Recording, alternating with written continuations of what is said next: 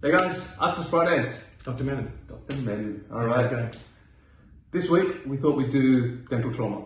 All right. Obviously we did mouth guards last week, and this is the scenario is that look, if you wear the mouth guard, you've got a better chance of protecting your teeth. But even sometimes with a mouth guard, you're going to get some dental trauma.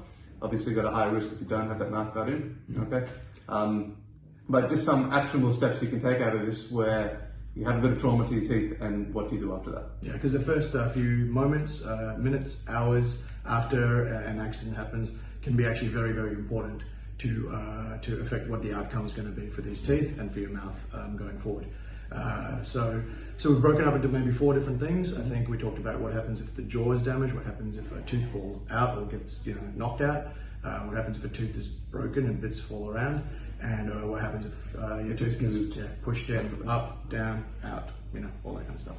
Okay, so with the jaw. With the jaw, yeah. So worst case scenario, if the jaw, usually the teeth are in line like that, if the jaw essentially fractures, all right, you can see a noticeable change in how the jaw is sitting.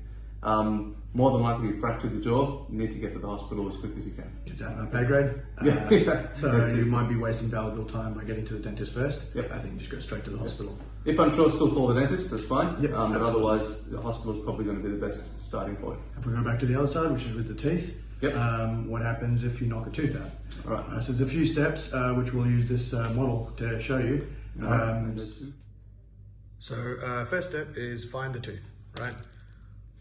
Yep, there it is. All right, got the tooth. Okay. Hold it by the crown of the tooth. All right, the crown is a bit that everyone sees, and you generally can see that. You'll notice that where there's a bit more blood and bits to the tooth will be on the lower half. You want to make sure you pick it up from the crown part of that tooth. The other bit's called a root. Rinse it briefly under some water. All right, quick rinse, because it might have a bit of dirt or bits on that. You want to wash it all off as quickly as you can. And put it back into the socket. All right, and hopefully try and do this within the first 20 minutes if you can. All right, and you want to slowly reposition it into that spot. Okay, as much as you'll go. It will bleed a little bit, so find someone who's not going to pass out from a bit of blood. Okay, and after that, get a bit of cloth or a bit of gauze, put it in there, and just gently bite. Yeah, so just get to the dentist as soon as possible. Once you've kind of got everything in the right place. All right, now that's not always possible, and you also want to be mindful. If it's a baby tooth or an adult tooth, don't put a baby tooth back in. Leave it out. It can actually cause some damage to the permanent adult tooth if you just check that back in. Exactly, and if you're not sure, treat it like a baby tooth. And what you want to do if you're not sure, or if you can't even get that adult tooth back in, if you know that it's an adult tooth, is take it out, keep it in some milk, get to your dentist. You've got a few hours, you need to get there as soon as you can. Some people even say you've got only 30 minutes, 30 to 60 minutes. So the sooner you can get there, the better. There is no such thing as too late, I guess, but get there as soon as you can, right?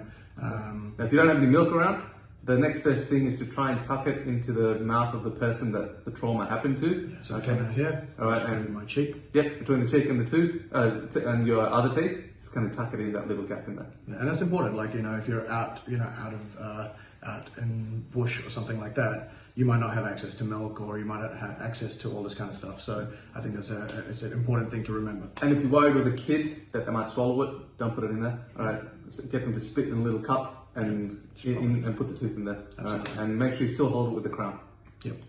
Okay, so the third thing is if your tooth breaks up into 1, 2, 3 bits of pieces, what you got to do is you got to make sure you look around to try and find that piece of tooth or pieces of teeth.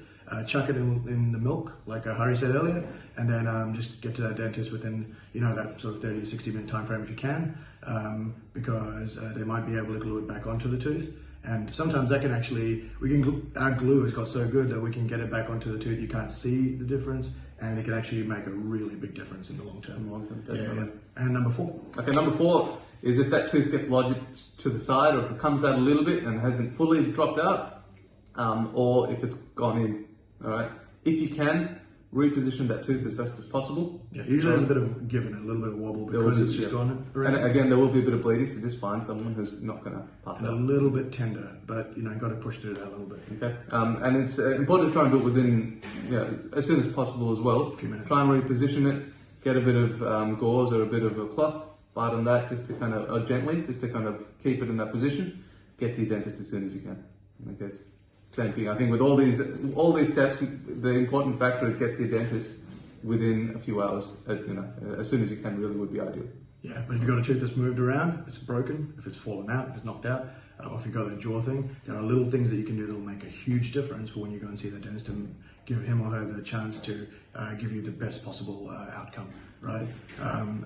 Yeah, there is an app, Tooth SOS. It's on iOS, it's on Android. You can see the link in the caption, okay? And that should give you a quick rundown on all these steps that we've just gone through. Yeah, man. Cool. Wear that mouth guard. See you next week. Take See it you easy. guys. Bye.